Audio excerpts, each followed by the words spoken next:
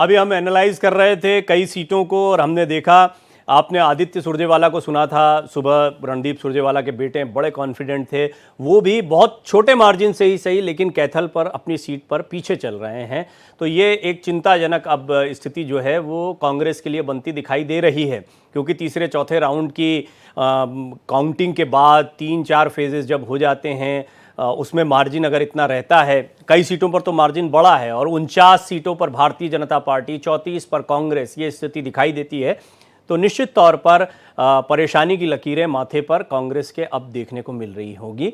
वहीं अगर बात करें जम्मू कश्मीर की तो स्थिति बहुत साफ होती दिखाई दे रही है। हालांकि यहाँ भी टाइम लगेगा, लेकिन आपने देखा धीरे धीरे अब ये टैली जो है आप थोड़ी देर में देखेंगे आधे घंटे में स्टैटिक हो जाएगी। उसके बाद में बहुत बड़े फ्लक्चुएशन आपको इसमें नहीं देखने को मिलेंगे, लेकिन सुबह के बाद अभी तो बड़े उलटफेर हैं, बड़े उलटफेर हैं। एक समय जब शुरुआत में कांग्रेस एकदम से काफ़ी मार्जिन से आगे दिखाई दे रही थी तो ये लगने लगा कि जहां एग्जिट पोल गए हैं उसी दिशा में ये नतीजे जा रहे हैं, लेकिन जैसे जैसे काउंटिंग आगे बढ़ी वैसे वैसे भारतीय जनता पार्टी ने रफ्तार पकड़ ली और कई जगहों पर भारतीय जनता पार्टी आगे निकल गई। भारी बढ़त है, इलेक्शन कमीशन के आंकड़ों के मुताबिक भारतीय जनता पार्टी को 48 सीटों पर आगे है। ये इलेक्शन कमीशन का ऑफिशियल आंकड़ा है, यानी कि पूर्ण बहुमत रुझानों में फिलहाल भारतीय जनता पार्टी को मिलता दिखाई दे रहा है। 90 सीटों वाले दोनों राज्य हैं, 90 सीटों के, और छोटे राज्यों में जो 1-2 सीटें 10 सीटें जो होती हैं बड़ा फर्क कर देती हैं। तो इसलिए आप देख रहे हैं कि आगे पीछे ये तो चलता रहेगा, कुछ अगले 1-1.5 घंटे में और तस्वीर साफ हो पाएगी। मेरे सहयोगी रमेश सिंह भी लगातार सुबह से आप तक जानकारियां पहुंचा रहे हैं। रमेश, ये बड़ा फ्लक्चुएशन देखने को मिल रहा है, तो मैं चाहूँगा कि ताज़ा अपडेट आप बताएं और इसको लेकर क्या एकदम से अभी जश्न का माहौल कुछ देर पहले हम देख रहे थे, जलेबी बट रही थी, अभी स्थिति एकदम से बदल गई होगी। बिल्कुल, और अभी कुछ देर बाद अगर यही स्थिति बनी रही तो ईवीएम पे सवाल उठने शुरू होंगे। मैंने सुबह ही कहा था कि आज कांग्रेस ईवीएम पे सवाल नहीं उठा रही है, पर जिस तरह से भारतीय जनता पार्टी आंकड़ों में आगे बढ़ती हुई दिखाई दे रही है उसके बाद कांग्रेस कहीं ना कहीं ईवीएम पे सवाल उठाना शुरू करेगी। और ये पहली बार नहीं है जब इस तरह के एग्जिट पोल के आंकड़े झूठे साबित हो रहे हैं। आप दिल्ली का चुनाव देख लीजिए, बिहार का चुनाव देख लीजिए, पश्चिम बंगाल का चुनाव देख लीजिए, और खुद आप पिछला लोकसभा का चुनाव देख लीजिए, एग्जिट पोल कई बार गलत साबित हुए हैं। और जिस तरह से आप छत्तीसगढ़ का विधानसभा चुनाव देखिए, जिस तरह से कांग्रेस उत्साहित थी वहां जीत को लेकर और वहां भारतीय जनता पार्टी ने सरकार बनाया, कुछ वैसी ही स्थिति आप देखिए कि हरियाणा में भी दिखाई दे रही है। जो कांग्रेस लगातार शुरुआती दौर में बढ़त बनाई हुई थी वो तीसरे चौथे दौर में आते आते कहीं ना कहीं पिछड़ने लगी है। और जो आंकड़े दिखाई दे रहे हैं उसमें जो बढ़त है वो 230 वोट, 400 वोट, 500 वोट, तो वो कोई मायने नहीं रखता। अभी एक लंबी प्रक्रिया बची हुई है, लगभग 12-13 राउंड की काउंटिंग होनी है। मतगणने में क्या स्थिति बनती है, 1 से 1.5 घंटे बाद स्थिति स्पष्ट हो पाएगी कि कौन कौन से बड़े नेता हैं जो बढ़त बनाए हुए हैं और जो जीत की तरफ आगे बढ़ रहे हैं। पर कहीं ना कहीं अब कांग्रेस के लिए मुश्किल समय शुरू हो चुका है। देखना होगा कि आने वाले जो आंकड़े हैं वो कांग्रेस को कितना आगे और पीछे करते हैं। हिसार से सावित्री जिंदल आगे चल रही हैं, ये निर्दलीय हैं, और देखना होगा कि ये क्या बड़ी दिलचस्प बात है कि बीजेपी यहाँ तीसरे नंबर पर है। और अगर हम अटेली की बात करें, क्योंकि अटेली जो है राव इंद्रजीत सिंह जो केंद्रीय मंत्री हैं उनकी बेटी भी पीछे चल रही है और वहाँ बहुजन समाज पार्टी के उम्मीदवार आगे चल रहे हैं। बहुत ज़्यादा अंतर नहीं है, 2500 वोट का है। इसी तरह अगर आप देखेंगे तो नायब सिंह सैनी जो मुख्यमंत्री हैं वो केवल 800 वोट से आगे चल रहे हैं। और जैसे अभी स्क्रीन पे दिखाया जा रहा है कि अनिल विज वो भी 900 वोट से पीछे हैं। तो बहुत सारी सीटों पे कांग्रेस के कई दिग्गज पीछे चल रहे हैं। तो कई जगह भारतीय जनता पार्टी के दिग्गज भी कुछ सीटों पे झटके खाते दिखाई दे रहे हैं। लेकिन जिस तरह से ये मान के चला जा रहा है कि जो इलेक्शन कमीशन की वेबसाइट के हिसाब से कि भारतीय जनता पार्टी की सरकार बनती दिखाई दे रही है, ये वास्तव में एक बड़ा दिलचस्प। अच्छा, ये मुझे आदर्श जो 5 दिखाई दे रहे हैं, आदर्श 5 पर आगे चल रहे हैं, इनमें एक सावित्री जिंदल होंगी, ऐसे ही कुछ और आप प्रभावशाली सीटें देखते हैं और इनका झुकाव किस तरफ देखते हैं?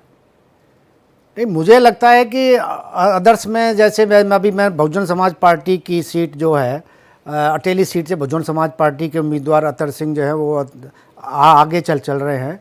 कुछ सीटें हैं, जैसे अभी एक सीट पर एलनाबाद से अभय चौटाला आगे चल रहे हैं। तो अभी बहुत ज़्यादा इन सीटों पे बहुत ज़्यादा मार्जिन नहीं है। लेकिन अगर मार्जिन, जैसे मैंने पहले भी कह रहा हूँ लगातार, कि बहुत सारी सीटें ऐसी आएंगी जो कम मार्जिन से हार जीत होगी। उसकी एक वजह है जो समीकरण बन रहे हैं।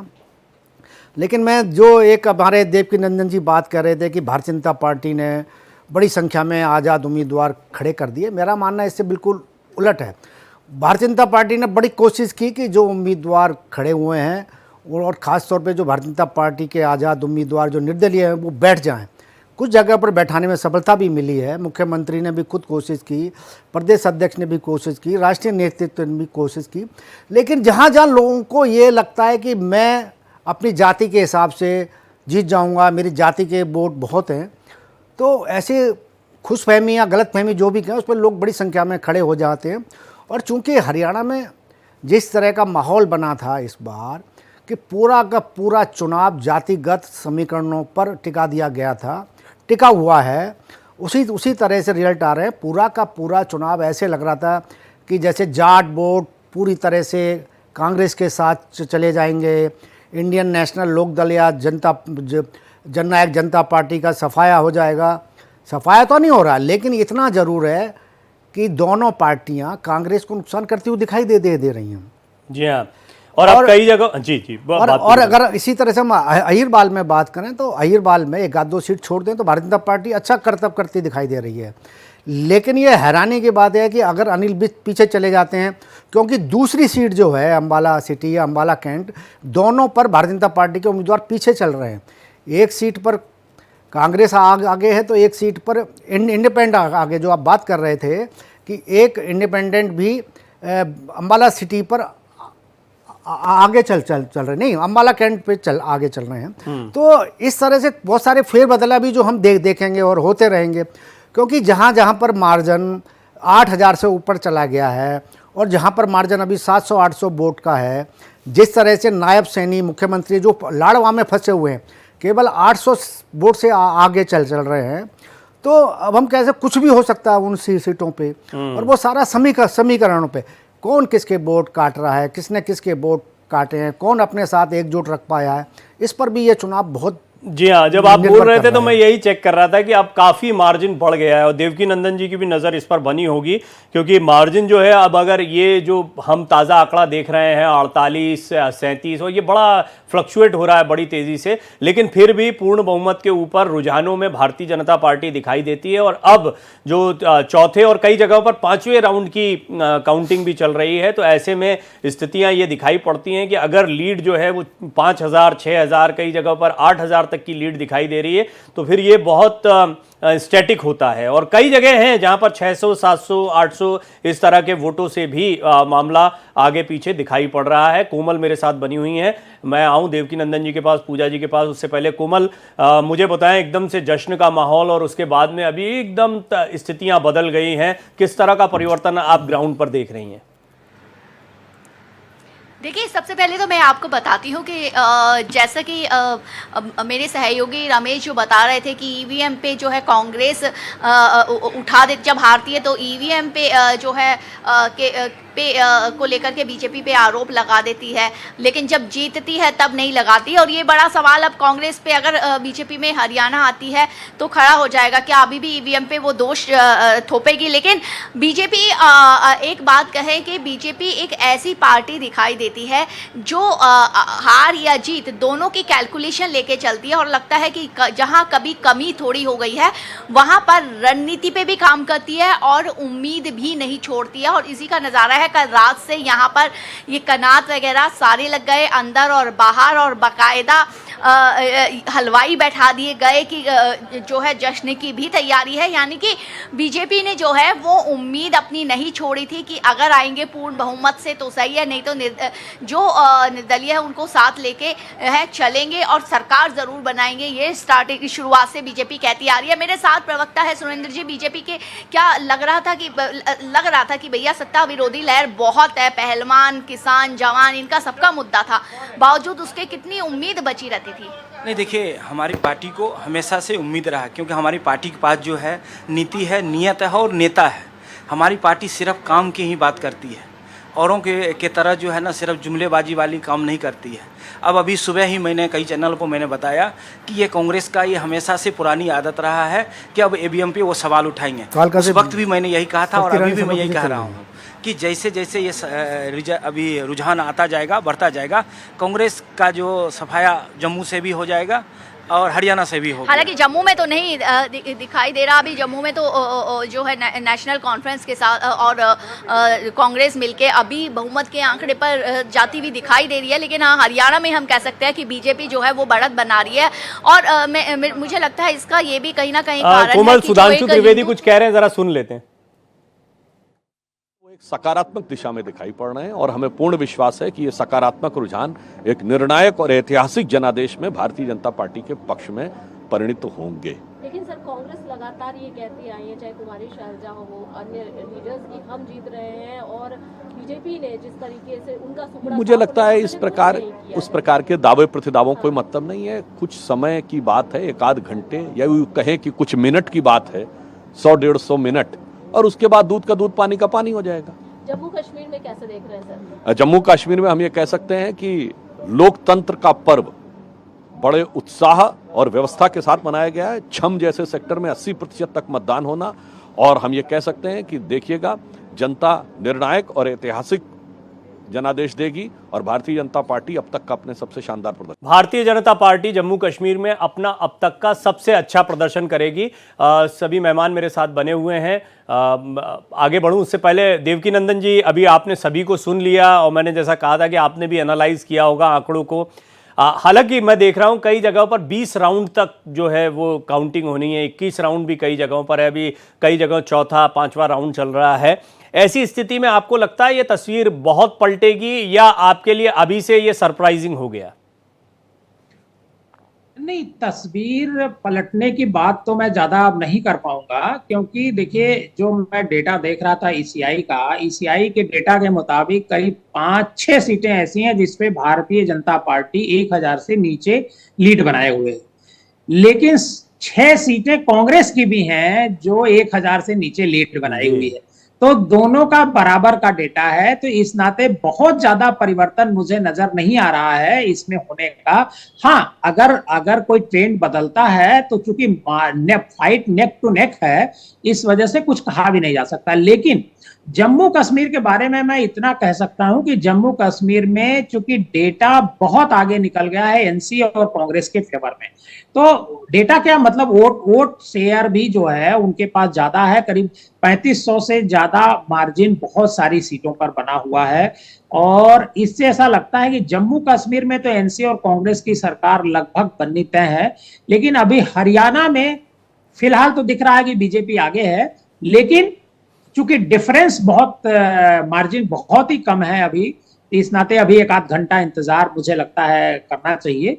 क्योंकि हालांकि जो एग्जिट पोल कह रहे थे और सारे लोग कह रहे थे, कोई 70 सीट दे रहा था, कोई 55 सीट दे रहा था, 60 सीट हम लोग भी मान के चल रहे थे कि 60 सीट आएगी, वो पूरी तरीके से फेल हो चुका है। हालांकि ये आप जो डिफरेंस कह रहे हैं ना, मैं इसको थोड़ा सा समझूंगा। 13-14 सीटों का डिफरेंस जम्मू कश्मीर में दिखता है, 10 सीटों का डिफरेंस हरियाणा में दिखता है। तो इस डिफरेंस को, और आपने बिल्कुल ठीक कहा, मैं भी बिल्कुल यही सोच रहा था कि इस समय तक जहां तस्वीर चली गई है और जिस तरह का रुझान, और कई जगहों पर मार्जिन, कुछ सीटें हैं जहां पर हम देख रहे हैं 1000 के नीचे का मार्जिन बना हुआ है, लेकिन ज्यादातर सीटें हैं जहां पर स्थिति जो है वो निर्णायक स्थिति में जाती है। फिर भी कह नहीं सकते हैं क्योंकि बहुत सारे राउंड्स बाकी हैं। अभी 5 राउंड की काउंटिंग हुई है, कई जगहों पर 20 से 21 राउंड जाना, कई जगह 16-17 राउंड्स भी हैं, तो ये फ्लक्चुएट होता रहेगा। जबरदस्त उलटफेर, बड़ा उलटफेर हरियाणा में देखने को मिल रहा है।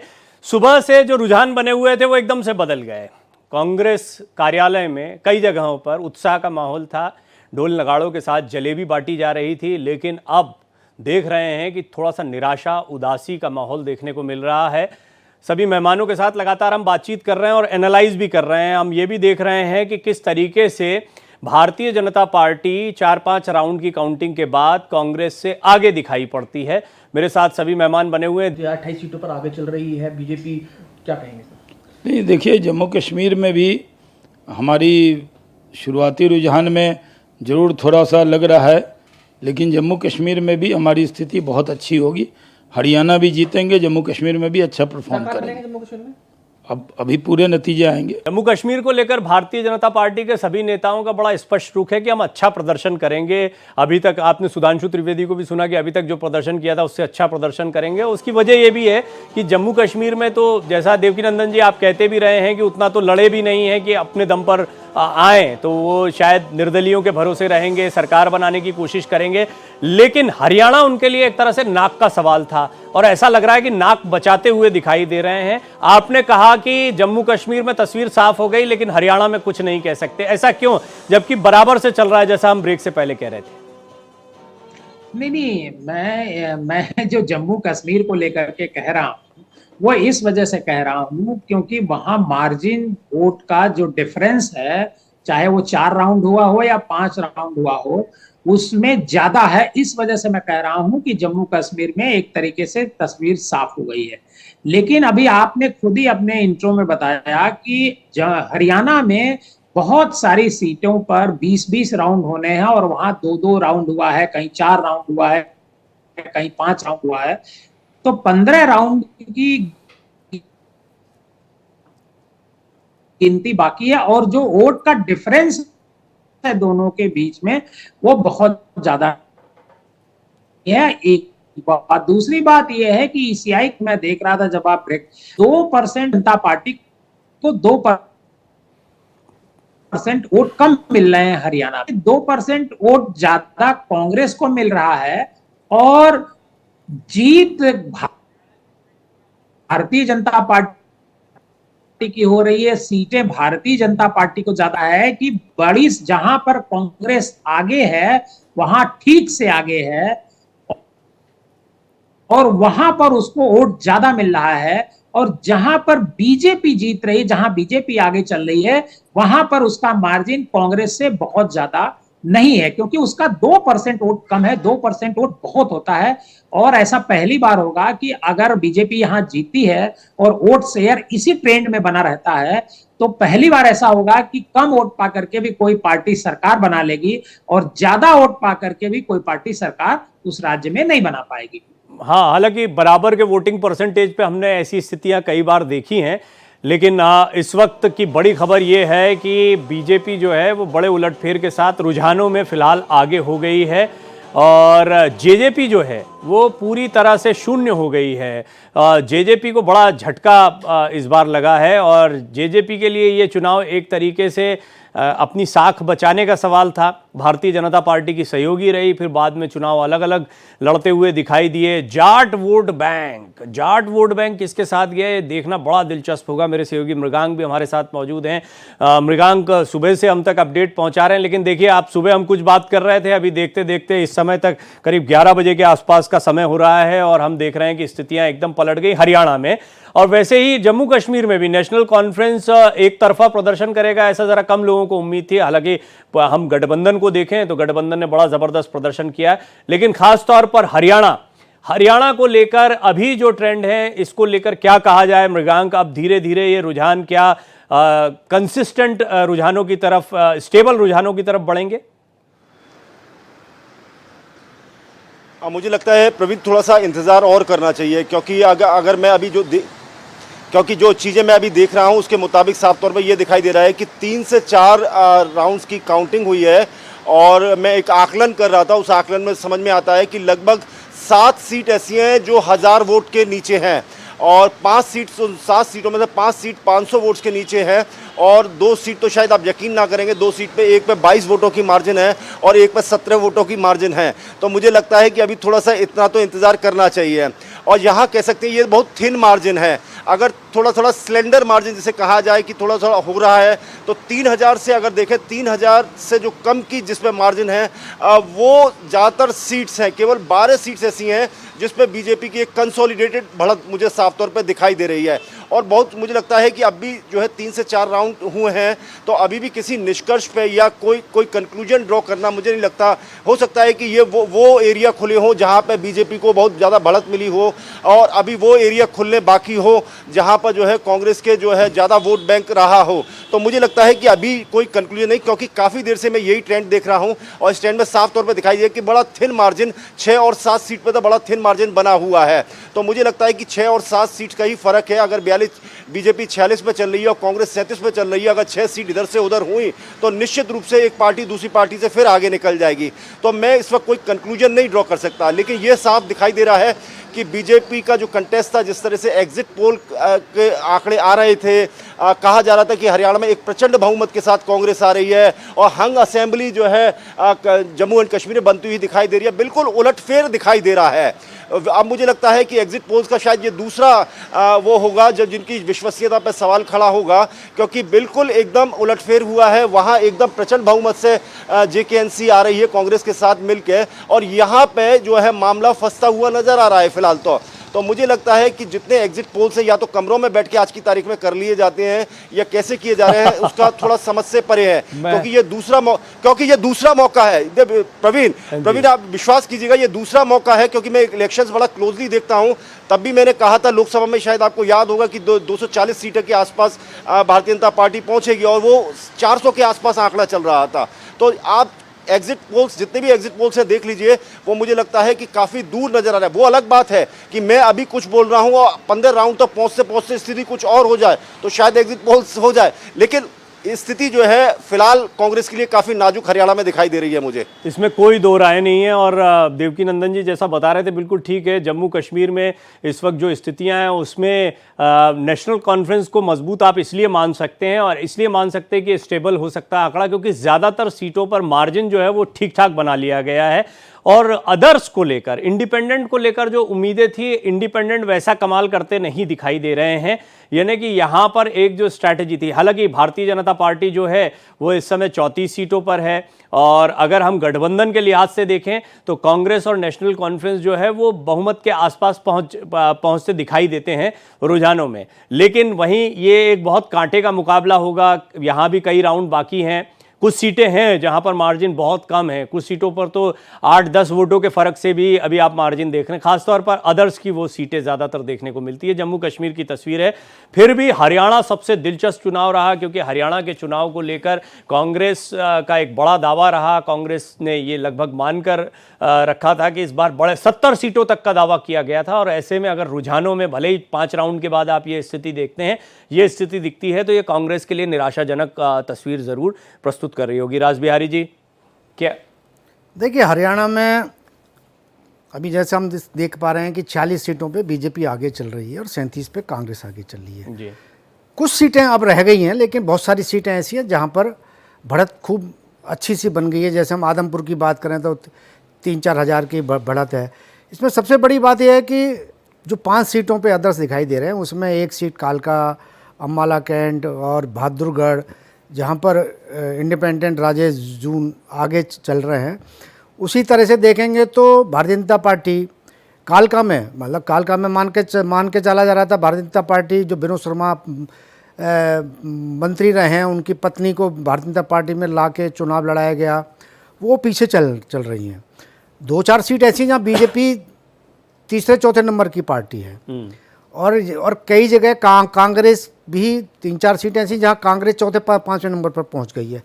तो उन सीटों पे अभी फेरबदल की संभावना कम दिखाई देती है। ठीक है, अब ये जो अगले आधे घंटे रहेंगे 11 से 11:30 के, बड़े इंपॉर्टेंट रहने वाले हैं, क्योंकि यहाँ पर लीड, मार्जिन और जो चरण है, अभी हालांकि ये बात सही है कि 20 से 21 कई जगहों पर फेजेस होना है काउंटिंग के, और उसमें से 5-6 ही अभी हुए हैं। तो ऐसे में बहुत लंबा गैप बचता है और कई बार अचानक से एक ट्विस्ट आ जाता है। लेकिन जब मार्जिन जो है वो 4000-5000 वोटों का होता है तो इस गैप को भर पाना ज़रा मुश्किल होता है।